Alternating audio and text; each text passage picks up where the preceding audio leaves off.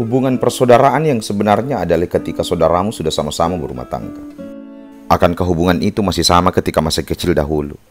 Ketika bertengkar kemudian bermain bersama kembali.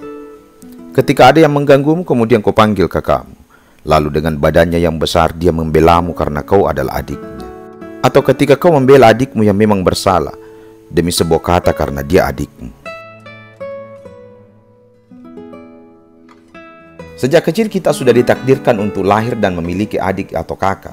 Punya banyak saudara, semua harus berbagi. Dan semua harus bersama.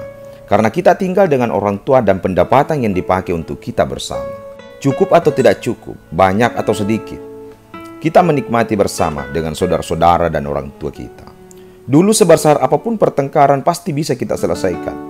Dan sekecil apapun hal yang kita dapati, pasti selalu kita syukuri. Kita tetap bersama bahkan sampai berkelahi, sampai saling pukul. Lalu rukun kembali dan kemudian seperti biasa lagi. Kadang kita tidak saling menyapa hingga 1 atau 2 jam. Lalu setelah itu kita kembali bermain, bercanda. Karena dulu kita saudara tetap saudara. Bila satu tidak ada, pasti saling cari. Bila ada yang sakit, pasti rumah terasa sepi. Bila ada yang punya prestasi entah karena ranking di sekolah, pasti sama-sama gembira. Kalau usia kita dengan saudara berbeda sedikit, kadang kita punya baju yang sama. Karena orang tua kita selalu membeli baju yang sama. Itu karena kita lahir dari rahim yang sama dan dinafkahi dari orang tua yang sama. Sekarang saat kita beranjak dewasa, apakah semuanya masih sama? Apakah kita masih selalu ingat dengan saudara kita? Apakah kita masih ingat keluarga? Apakah masih sempat saling menanyakan kabar? Apakah masih bisa saling membantu bila salah satu di antara kita mendapatkan kesusahan?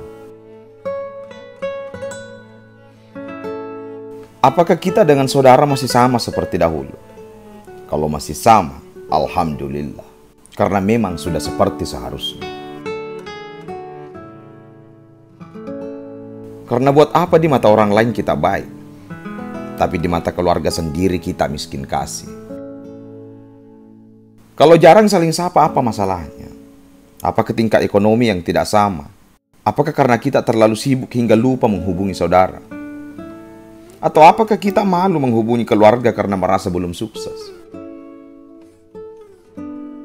Mungkin sekarang Anda berada di puncak kejayaan, punya banyak uang, punya banyak harta, dan jadi pengusaha sukses atau pejabat terkenal.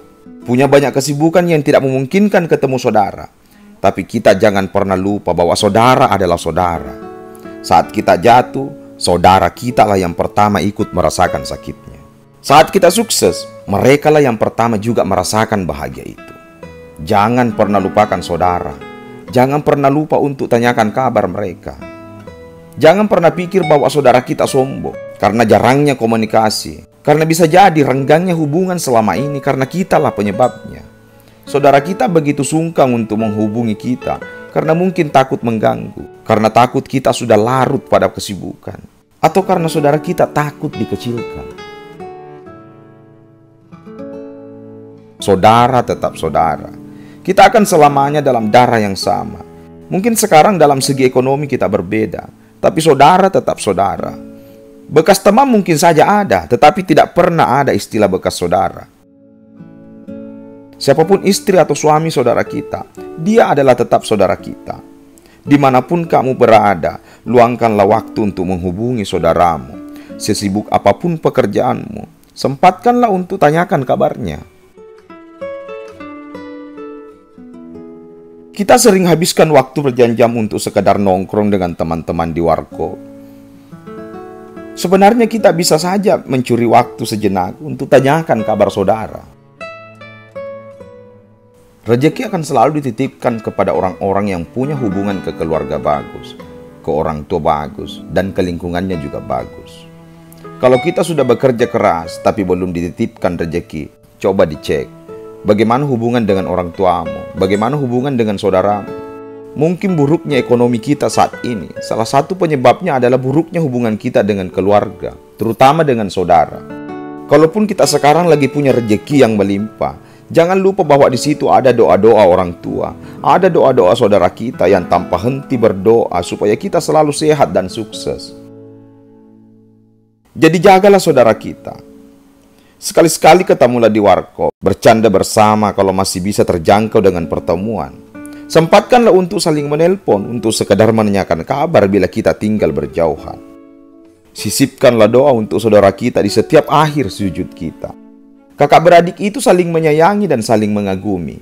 Kakak beradik itu saling melindungi dan saling memberi contoh. Kakak beradik itu saling melihat dan saling mendengar. Kakak beradik itu saling menghargai dan saling memahami.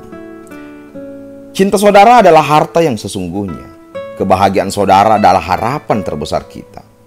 Ketahuilah, sesulit apapun kondisi kita saat ini, sebenarnya kita sedang dicintai. Jadi jagalah saudara kita. Insya Allah Tuhan akan menjaga kita semua.